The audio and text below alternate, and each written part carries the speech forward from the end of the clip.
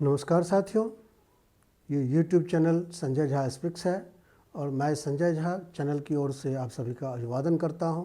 साथियों, आपने हमारे देश के पूर्व प्रधानमंत्री स्वर्गीय चंद्रशेखर जी का नाम सुना होगा, ज़रूर सुना होगा। हमारे देश के प्रधानमंत्री थे और चंद्रशेखर जी हमेशा युवा तुर्क कहलाते रहे। जब वो अपने बुढ़ापे में आए तब भी उनको युवा तुर्क ही कहा जाता था। युवा तुर्क क्यों कहा जाता था? इसलिए कि उनकी सोच, उनकी विचारधारा वैज्ञानिक क्रांतिकारी थी। वो सिस्टम में सुधार चाहते थे और जो कुछ भी उनको बोलना होता था वो सबके सामने खुली सभा में सार्वजनिक रूप से बोलते थे।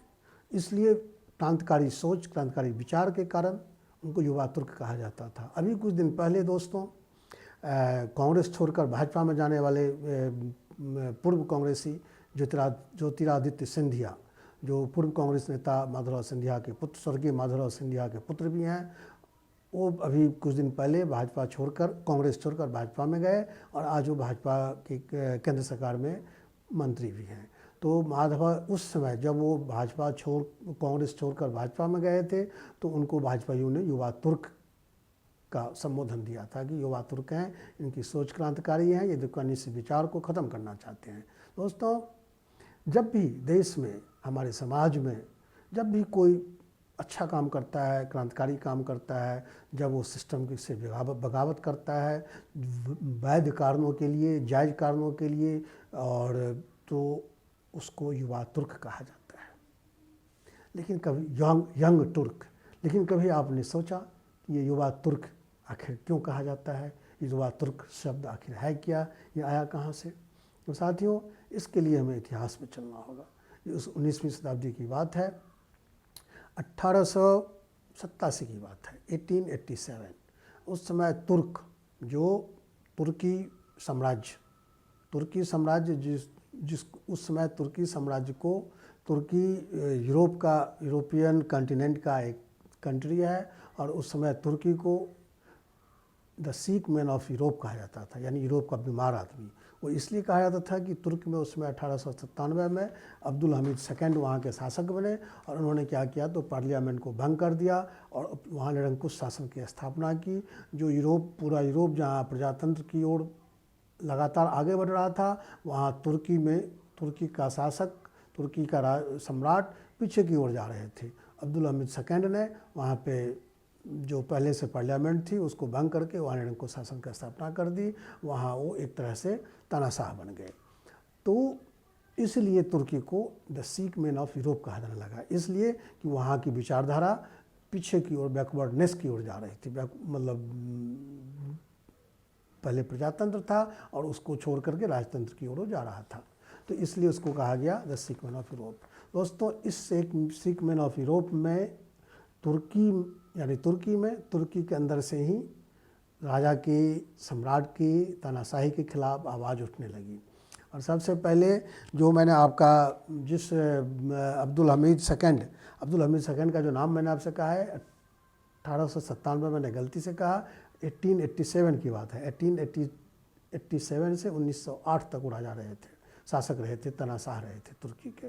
तो दोस्तों, जब उन्होंने वहाँ संविधान को ख़त्म कर दिया तो फिर तुर्की के अंदर वहाँ जो इंपीरियल मिलिट्री कॉलेज थे, वहाँ के कुछ छात्रों ने एक संगठन बनाया जिसका नाम दिया गया एकता और प्रगति। इस संगठन का नाम दिया गया एकता और प्रगति। और दोस्तों, इस संगठन के सारे मेंबर्स जो थे उसी कॉलेज के थे, युवा थे और 18 से 22 साल के थे। तो इन्होंने वहाँ गुप्त सभाएँ शुरू की, राजशाही के खिलाफ, निरंकुशता के खिलाफ, सरकार की तानाशाही के खिलाफ। तो जब शासन को पता चला, अब्दुल हमीद सेकंड के राजा को पता चला, तो उन्होंने उस सारे छात्रों को तुर्की से निर्वासित कर दिया। तुर्की से निर्वासित होने के बाद वो लोग कुछ जिनेवा चले गए, कुछ पेरिस चले गए और वहाँ उन्होंने फिर इस तरह के संगठन बनाने लगे।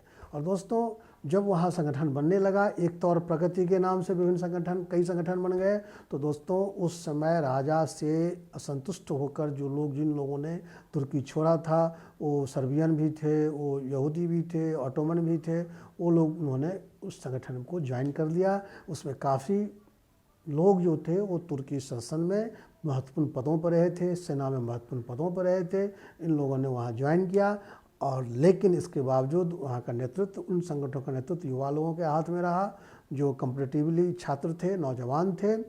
और उन लोगों ने मिल के जो निरंकुशता के खिलाफ जो लड़ाई लड़ी और इस लड़ाई का इसका परिणाम है कि फिर 1908 में इन लोगों ने, जिन्हें क्रांतिकारी कहा गया, इन्होंने राजा को बाध्य कर दिया कि आप नए संविधान बनाओ, आप पार्लियामेंट को बहाल करो। और वहाँ सब कुछ हुआ जो वो लोग चाहते थे। और तुर्की फिर से, जो सिकमेन ऑफ यूरोप बन गया था, वो फिर से प्रजातंत्र के रास्ते पे चल पड़ा, लोकतंत्र के रास्ते पर चल रहा, सामाजिक विकास के रास्ते पर चल पड़ा, जो पीछे की ओर जा रहा था तुर्की। तो दोस्तों, इसलिए युवा सोच, चूँकि इस आंदोलन की एकता और प्रगति के नाम से जो संगठन बना था तुर्की में, उस संगठन के सारे लोग जो थे वो तुर्क थे। और चूँकि युवा थे तो उनको युवा तुर्क कहा जाता था, यंग टर्क कहा जाता था। तो यंग टर्क यानी युवा तुर्क। और ये शब्द पूरी दुनिया में उसी समय से प्रचलित हुआ जब उन्होंने वहाँ की सत्ता को, वहाँ के शासन को घुटनों के बल घुटना रेंगने के लिए मजबूर कर दिया और अपनी शर्तों पे उन्हें सरकार चलाने के लिए बाध्य किया। तो दोस्तों, ये थी युवा तुर्क की कहानी। आज भी हम अपने देश में कई सारे युवा तुर्क देख सकते हैं। तो दोस्तों, अब जब भी आपको युवा तुर्क आपके सामने आएगा शब्द, तो आप समझ जाएंगे कि युवा तुर्क का मतलब क्या होता है। दोस्तों, आज के एपिसोड में इतना ही। हमने इसीलिए ये वीडियो बनाया कि आपको युवा तुर्क समझा सके। और दोस्तों, अगर ये चाहते हैं कि आपको इसी तरह के नए नए विषय वस्तु के साथ हम आपके सामने हाजिर हों, तो हमारे इस चैनल को आप सब्सक्राइब कीजिए, लाइक कीजिए और शेयर कीजिए। धन्यवाद।